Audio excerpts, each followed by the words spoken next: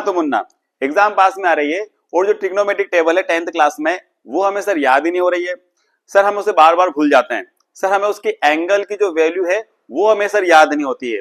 और सर जब हम ऑनलाइन सर्च करते हैं तो इस प्रकार से हमारे पास ट्रिग्नोमेट्रिक टेबल आती है जिसको याद रखना थोड़ा सा क्या होता है, कठिन होता है। यदि ऐसा आप भी सोच रहे हैं तो आपने बिल्कुल सही रील स्क्रॉल करी है, क्योंकि मैं आपको इस वीडियो में बताने वाला हूं बड़े ही मजेदार तरीके से कि ट्रिग्नोमेट्रिक टेबल को किस प्रकार से याद रखा जा सकता है। तो दोस्तों सबसे पहले तो हमको थोड़ा सा सीक्वेंस चेंज करना पड़ेगा, क्योंकि जो सीक्वेंस हमारे पास यहाँ पर ऑनलाइन वाली टेबल में दिखता है और जो हमारी बुक में दिखता है वो सीक्वेंस थोड़ा सा हमें याद करने में परेशानी होती है। तो आइए हम देखते हैं एक नए तरीके से और नई ट्रिग्नोमेट्रिक टेबल को। तो सबसे पहले दोस्तों जब हम ट्रिग्नोमेट्रिक टेबल को बनाते हैं तो हमें सबसे पहले ध्यान रखना है कि हमारे पास टोटल एंगल कितने हैं। तो जनरली हम जब 10th क्लास में देखते हैं तो जनरली हमारे पास 5 एंगल होते हैं। कौन कौन से? 0, 30, 45, 60 और 90। सबसे पहले 0, 30, 45, 60 और 90।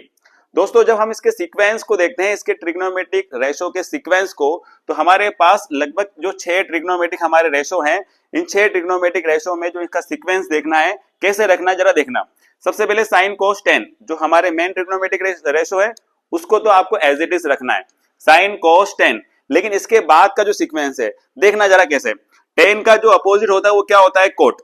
मतलब हमको 10 के बाद जस्ट क्या लेना है? कोट लेना है। फिर हम कोस का जो अपोजिट होता है वो होता है हमारा सेक। मतलब कोस का अपोजिट क्या होता है? सेक। तो कोट के बाद क्या लेना है आपको? सेक। और उसके बाद जो हमारा साइन होता है उसका क्या होता है? Opposite cosec. तो अगर हम इस सीक्वेंस में अगर ट्रिग्नोमेट्रिक रेशो को अगर जमा लेंगे तो हमें फिर आसानी होगी ट्रिग्नोमेट्रिक टेबल को बनाने में। तो आइए दोस्तों देखते हैं। सबसे पहले हम देखते हैं कि जो हमारी साइन वाली जो वैल्यू है सर इसको कैसे याद रखें। हम वहां पे एग्जाम में जाते तो हैं, टेबल बनाते तो हैं, लेकिन हमारी जो वैल्यू है वो हमें याद ही नहीं रहती है और भूल जाते हैं और पूरी टेबल गलत करके आ जाते हैं। मैंने अक्सर ऐसे स्टूडेंट को देखा है। तो उनके लिए एक छोटी सी ट्रिक है जो जनरली आपको सभी दूर सिखाई जाती है। क्या करना है? आपके पास टोटल 4 वैल्यू होती है। कितनी वैल्यू होती है? 4। और हमारे पास एंगल कितने होते हैं? 5। तो हम जब इसको 0 से स्टार्ट करते हैं तो 0, 1, 2, 3, 4। आप 4 तक आपको क्या लिखना है? यहाँ पर गिनती लिखना है। 4 तक आपको लिखना है। और जो आपका सबसे बड़ा एंगल, जो सबसे बड़ी वैल्यू है 4 से पूरे को सबको क्या कर देना है? डिवाइड। तो जैसे आप इसको 4 से डिवाइड करेंगे इसके बाद निकालना आपको स्क्वायर रूट। जब आप इसका सबका स्क्वायर रूट निकालेंगे तो देखेंगे 0/4 मींस 0 होता है और 0 का स्क्वायर रूट कितना होता है? 0। जब आप देखते हैं कि 1 का स्क्वायर रूट कितना होता है? 1। और 4 का देखो स्क्वायर रूट कितना होता है आपके पास? 2। तो अगली वैल्यू क्या होने वाली है आपकी? 1/2।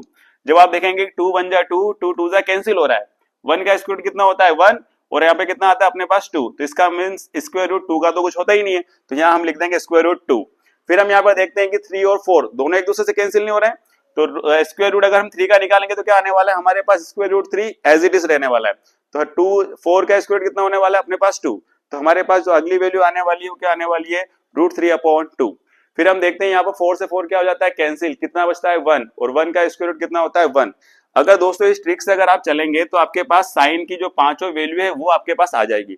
और अगर आपके पास साइन की पांचों वैल्यू आ जाती है तो उसके बाद आप ट्रिग्नोमेट्रिक टेबल आसानी से बना सकते हैं।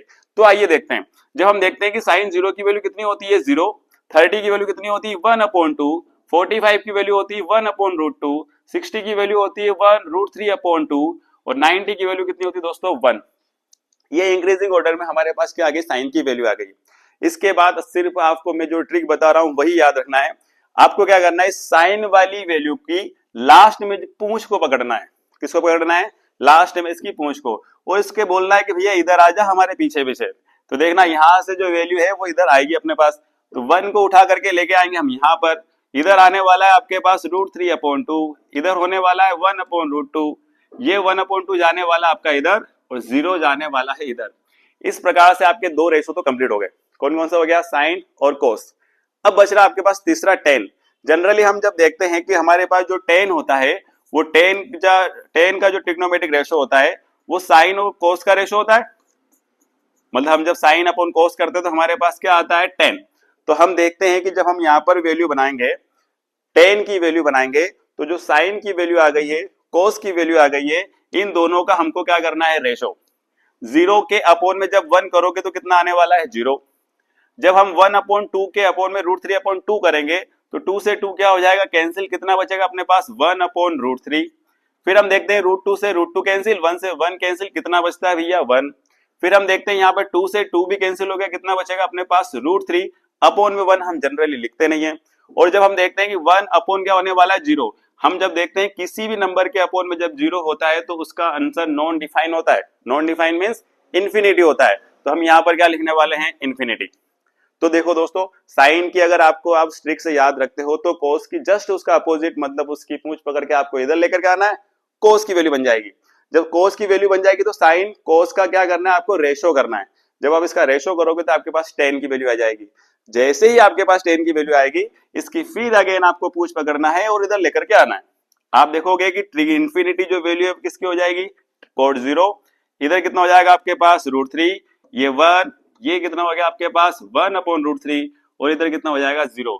इस प्रकार से आपके 4 ट्रिग्नोमेट्रिक रेशो कंप्लीट हो गए। और जैसा कि मैंने कहा था कि सीक्वेंस का इंपॉर्टेंस है, इसलिए अपन इसकी आसानी से क्या बना सकते हैं, वैल्यू बना सकते हैं। हम देखते हैं कोस का अपोजिट क्या होता है दोस्तों, सेक। तो जो कोस की वैल्यू आपको दिख रही है इसका रेसिप्रोकल करते जाओ। 1 का रेसिप्रोकल क्या होता है 1, √3 अपॉन 2 का रेसिप्रोकल करोगे कितना हो जाएगा 2 अपॉन √3, 1 अपॉन √2 का रेसिप्रोकल करोगे कितना हो जाएगा आपके पास √2, 1 अपॉन 2 का रेसिप्रोकल करोगे कितना हो जाएगा 2, और 0 का रेसिप्रोकल करते हैं तो कितना होता है इन्फिनिटी। तो आपके पास किसकी वैल्यू बन गई है, सेक। इसकी फिर से आपको पूंछ पकड़ना है और इधर उठा के लेकर के आना है। क्या आने वाला है आपके पास इन्फिनिटी, क्या आने वाला है 2, क्या आने वाला है √2, इधर होने वाला आपका 2 अपॉन √3, और इधर कितना होने वाला है दोस्तों आपका 1। इस प्रकार से सिर्फ आपको साइन की वैल्यू याद रखना है और आपकी जो पूरी ट्रिग्नोमेट्रिक टेबल की जो वैल्यू है वो ऑटोमेटिक बन जाएगी। और आपके इससे लगभग में मान के चलिए लगभग 5 मार्क्स आपकी एकदम बिल्कुल फिक्स होने वाले हैं ट्रिग्नोमेट्रिक टेबल की हेल्प से। इसके अलावा भी वैल्यूज होती है, 90 के अलावा भी वैल्यूज होती है, ये हम देखेंगे नेक्स्ट वीडियो में, जो कि 11th क्लास में आपको काम आने वाला है। जय हिंद दोस्तों।